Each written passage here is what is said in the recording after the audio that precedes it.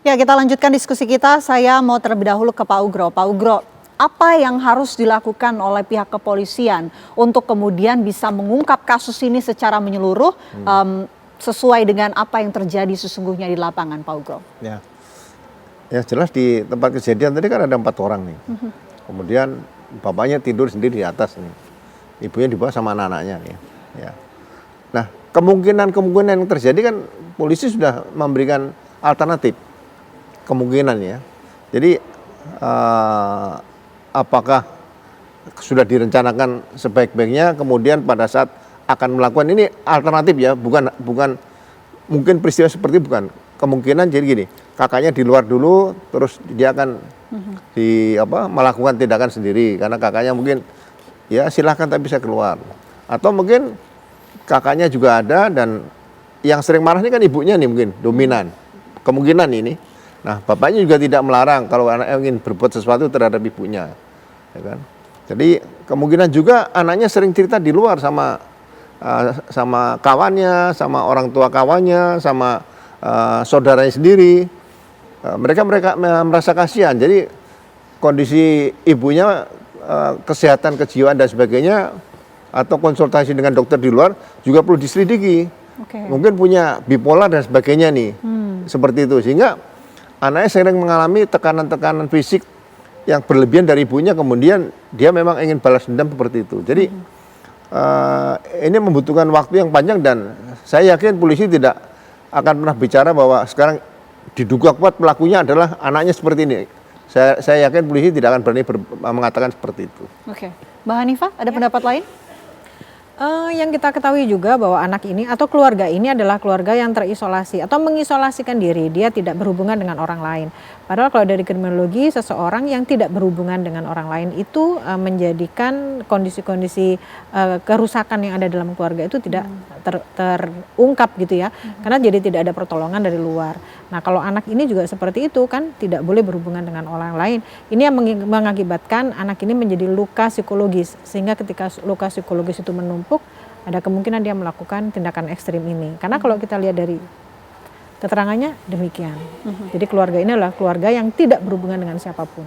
Oke, Pak Ugro, kalau kita lihat juga prarekonstruksi yang dilakukan oleh pihak kepolisian ini digelar secara tertutup begitu Pak. Apa sih sebetulnya alasan kemudian digelar secara tertutup? Ya, kan tidak semua informasi harus disampaikan pada publik. Nanti sudah kejebak di situ penyidik atau polisi ini yang kasihan nanti dia untuk menjawab pertanyaan-pertanyaan yang lupa. Bapak dulu sudah mengatakan seperti ini, ya kan? Ternyata tidak. Ini dianggap polisi ragu-ragu, kan kasihan juga nih. Nah, menurut saya dalam satu penyidikan hal-hal seperti ini ada hal-hal yang tidak perlu disampaikan langsung kepada publik seperti itu. Jadi ekstra hati-hati diperlukan karena ini akan endingnya nanti kan di pengadilan, itu yang berat bagi penyidik kalau terlalu buru-buru di depan sudah menceritakan apa dia seperti episode 1, episode 2, episode 3 dan sebagainya seperti itu. Jadi alasan untuk kemudian menggelar prarekonstruksi secara tertutup adalah untuk kehati-hatian. Kehati-hatian ya dalam rangka penyidikan tadi. Oke, jadi ada mungkin pendapat yang mengatakan digelar tertutup ini karena memang melibatkan anak di bawah umur. Atau sebetulnya itu juga menjadi alasan Pak, Mbak Hanifah? Iya, karena si anak ini kan tetap harus dilindungi. Karena kalau terbuka kan pada saat rekonstruksi aja ini membuat anak kan menjadi tertekan gitu ya, secara psikologis dia terganggu. Nah, makanya harus didampingi oleh sekian banyak profesional. Sebetulnya ini adalah yang sudah benar dilakukan oleh pihak kepolisian, karena bagaimanapun juga yang pertama harus melindungi anak ini yang diduga melakukan. Oke. Saya mau ke Bu Diah terlebih dahulu. Bu Diah, pendampingan yang akan dilakukan KPAI ke depannya seperti apa dan apa yang KPAI dorong untuk kemudian membuka kasus ini secara terang benderang dan juga memperhatikan aspek dari sisi anak?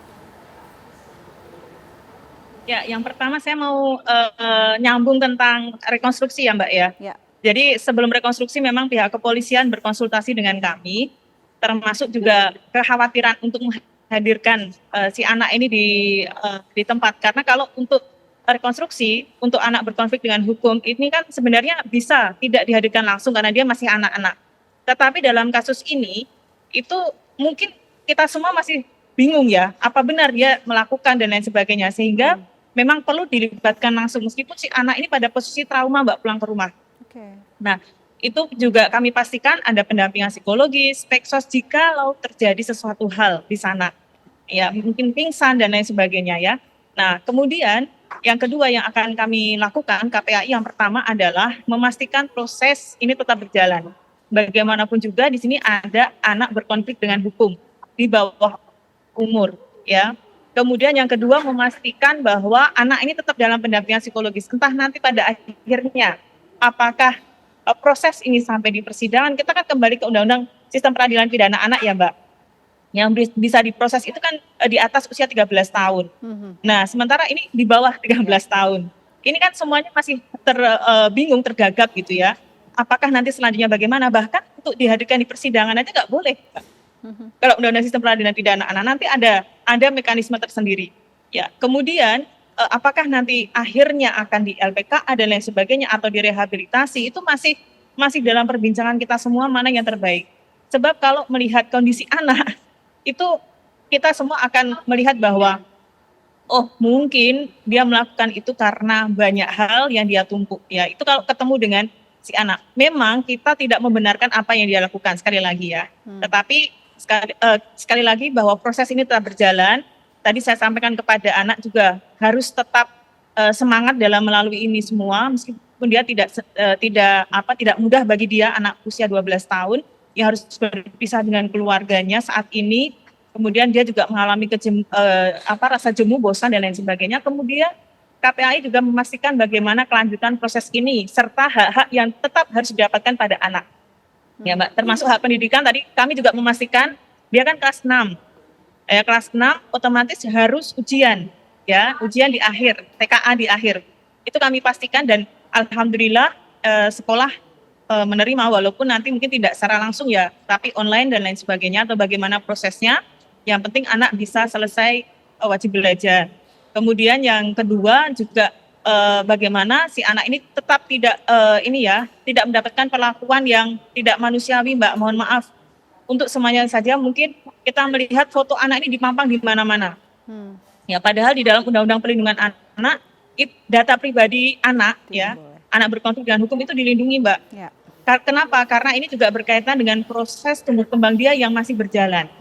Nah, terus kemudian kami juga memastikan bahwa sekali lagi anak ini tetap mendapatkan pelindungan hukum, ya, sesuai dengan hak anak siapapun di Indonesia yang dia berkonflik dengan hukum tetap mendapatkan pelindungan hukum. Nah, mari kita mengikuti proses yang sudah ada dari kepolisian juga nanti akan menyampaikan bagaimana tindak lanjutnya dan kita berharap yang terbaik untuk anak ini dan juga untuk pembelajaran bagi kita semua. Ini mohon maaf Mbak, saya akan menyampaikan ini the most case ya, the big most case ya, yang di mana di kasus Perisida yang terjadi di Indonesia ini adalah kasus di mana usia anak ini yang paling kecil. Kalau sebelumnya KPAI mencatat Perisida, ya, pembunuhan orang tua oleh anak di bawah umur itu rata-rata di usia 17-16. Ada 14 tahun yang lalu MAS dan ini bahkan lebih kecil lagi 12 tahun. Jadi sangat berhati-hati sekali. Itu Mbak. Oke, Pak Ugro, penanganan ke depan yang biasanya akan dilakukan oleh pihak kepolisian apa Pak? Ya, tadi yang ceritakan Budiah bagi saya kan belum ada pernyataan resmi bahwa siapa pelakunya. Yeah. Jadi jangan sampai trial by pers ini juga dilakukan terhadap anak-anak. Jadi sudah diadili di depan nih sebelum terbukti. Menurut saya ya biarkan berjalan wajar apa adanya. Kan polisi ada kemampuan untuk undercover, dilihat kehidupan dia sekolah bagaimana, sehingga jangan diisolasi seolah inilah pelakunya masih anak-anak. Ini kan kasihan seperti itu. Ya kalau memang dia pelakunya, tapi kalau bukan kan tekanan psikologis ke anak-anaknya kan ke depan kan kasihan.